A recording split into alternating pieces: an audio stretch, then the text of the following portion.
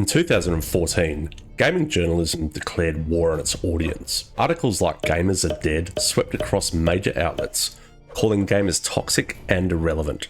The backlash?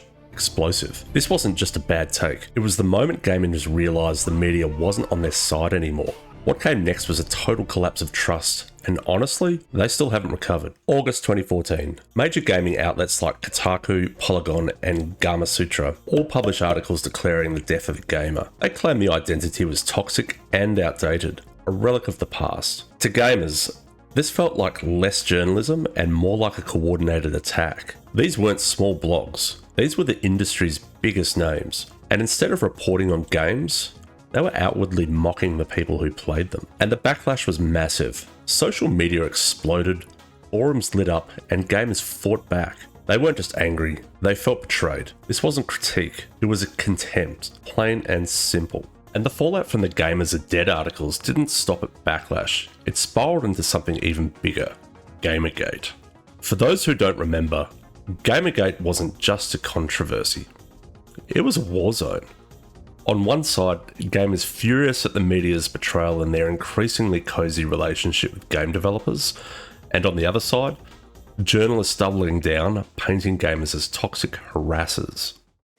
Everything is sexist, everything is racist, everything is homophobic, and you have to point it all out. And here's where things got messy.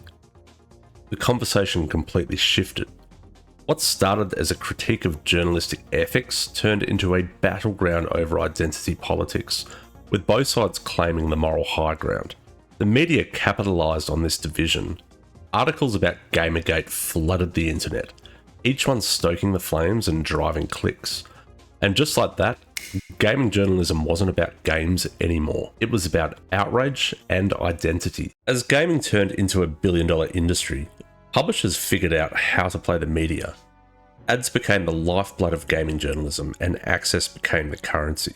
But before we get into that, shameless begging for subs. I want some more. Of course, you want more. Now back to the video. Studios would fly journalists out to lavish review events, let them play carefully curated demos, and send them home with branded swag bags. And if you didn't play nice, you didn't get invited back. Reviews stopped being critiques and started reading like marketing. Games that launched broken and unpolished were getting 9 out of 10 scores. Previews were nothing but hype, and the line between journalism and PR didn't just blur, it completely disappeared. Gamers started noticing, and once the cracks appeared, they only got bigger.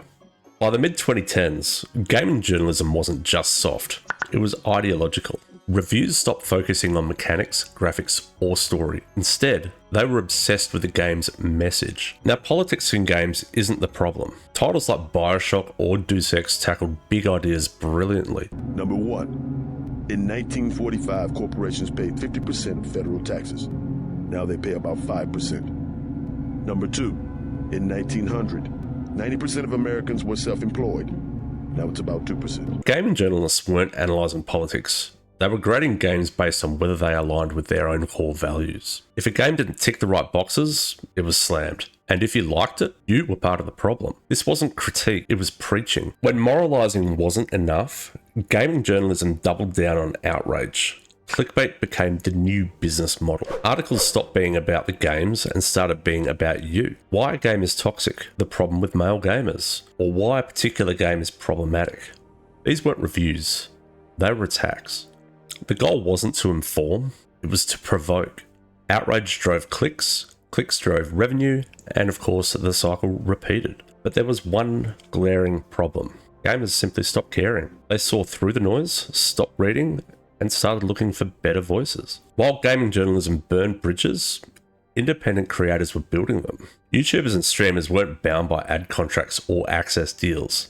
They just bought games, played them, and gave their honest opinions. Creators like SkillUp, Asmongold, and Angry Joe exploded in popularity. Gamers wanted honesty, and these creators gave it to them. What is the like-dislike ratio now? Can somebody tell me what the like-dislike ratio on this trailer is? 32 to 83k. That's not good. That's not good at all. No fluff, no agenda, just real feedback from people who actually play games. Now when gamers want to know if a game is worth playing, they don't check IGN. They check YouTube, Twitch, even Reddit. The trust that gaming journalism lost, the independent creators have earned it for themselves.